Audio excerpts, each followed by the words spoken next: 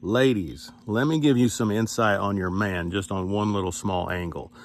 With my clients, I hear a lot of the times their wives saying, look, I feel like you're being dishonest with me, or I feel like you're not sharing your feelings with me. And I want to be that safe place where you are allowed to do that as we grow together. And I think that's a noble thing. It's a very beautiful thing to say that to your husband or your man.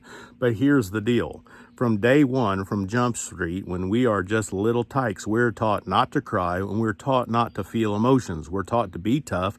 We're taught to get up. We're taught to put dirt on it, and we're taught to move forward no matter what. And if you've worked jobs that ask you for those 90-hour work weeks, when you've seen the sun rise, set, and then rise again on the same work shift, and the job that you work is life-threatening, I'm going to tell you there's a whole new mask that a man puts on so that he can do what he's got to do for the sake of his family and loved ones. So a lot of the times, hun, listen to me, he doesn't know what his feelings are. He doesn't often know what he's feeling. When he says he doesn't know because he's never been taught to deal with them. He's been taught to shove them down, shut up, do what he's got to do to make the bills get paid, do what he's got to do to get the job done, and put himself last. When you've lived a life like that, it triggers something in your brain where that's the default.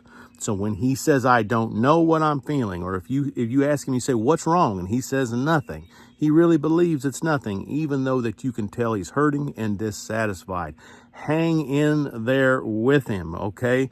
Don't give up on him. Don't surrender, but don't nag him about it either. Look, and if you're a prayerful woman, I suggest pray like crazy for him. Help him to understand that you are truly that safe place. But then I give you a warning, because when the threshold does hit and he does open up, a lot of the times there's going to be tears, and you're going to see a man that you don't recognize. You're going to see a very vulnerable man. And for a lot of women, what they do is that turns off part of their physical nature. No, you jump those bones just the same as you did when he was tough, mean, and attractive to you. When he starts to share his feelings and be vulnerable with you, don't let that turn you off physically, because that's what you asked for. That's what you said you wanted. Don't abandon them, because that's happened to my clients time and time again. When the wife or the girlfriend says, hey, I want to know more about you. Hey, I want to get closer to you. Hey, I want you to be vulnerable with me. And then the sex stops when he does. That is so wrong, because you gave him what you wanted. He gave you what you wanted, and then you abandon him in the one thing that makes him feel safe and whole.